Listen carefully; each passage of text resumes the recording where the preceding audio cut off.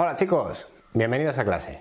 En este vídeo vamos a ver cómo realizar los cálculos de voltaje, intensidad, resistencia total y potencia en un circuito con resistencias en paralelo, ¿de acuerdo?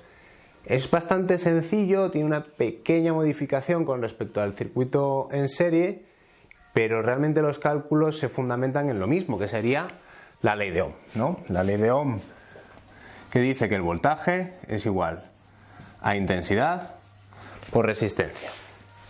¿Cuál es la peculiaridad de este circuito? La peculiaridad de este circuito cuando estén en paralelo, que el voltaje total, que sería en este caso los 72 voltios, va a ser el mismo que circula por cada una de las resistencias, ¿de acuerdo? Es decir, aquí tendremos un V1 y un V2 que va a ser igual a 72, ¿de acuerdo? Voltios, ¿vale? Esa es la peculiaridad que nos tenemos que acordar. ¿Qué más tenemos que saber? Pues cuando nos manden a calcular la potencia, que la potencia es igual a intensidad por voltaje. Muy bien, pues vamos a ello. Peculiaridad. Este circuito lo vamos a identificar porque cuando lleguemos, hay un punto en el que llegamos que la corriente se divide en dos. No era como nuestro circuito en serie, que seguíamos el circuito y nos íbamos encontrando una resistencia después de otra. Aquí no. Aquí llego a una bifurcación que me llevará cada una de ellas a una de las resistencias. Por tanto, este circuito es en paralelo. ¿Cómo calculamos la resistencia total? Que es como la superresistencia, por decirlo de alguna manera, con la que estarían actuando estas dos resistencias.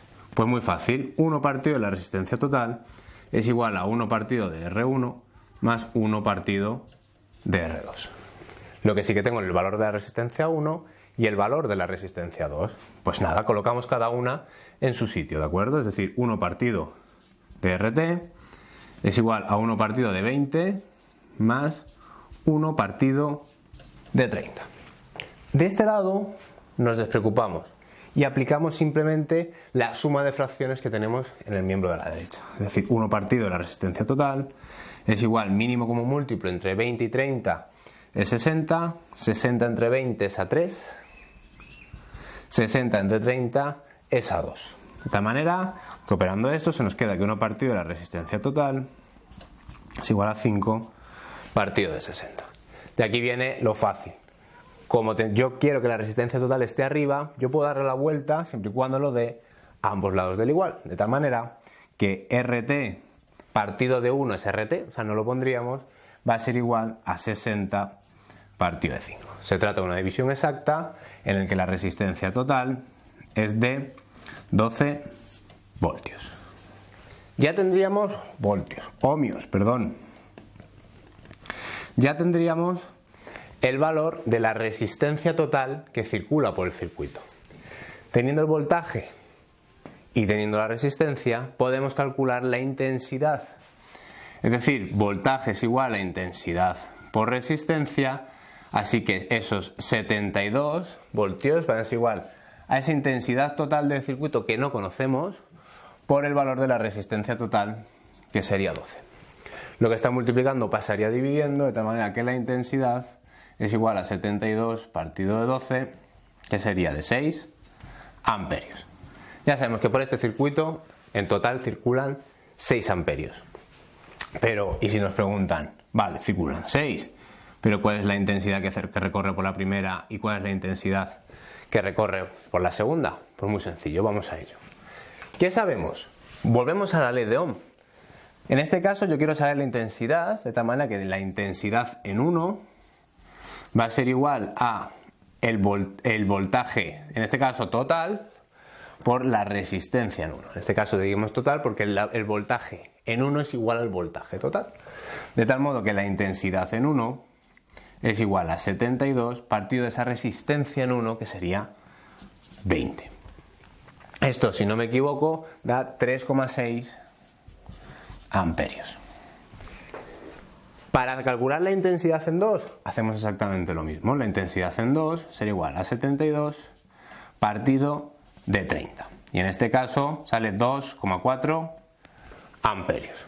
Fijaros cómo la intensidad total es igual a la intensidad en 1 más la intensidad en 2. Se cumple que 6 es igual a 3,6 más 2,4.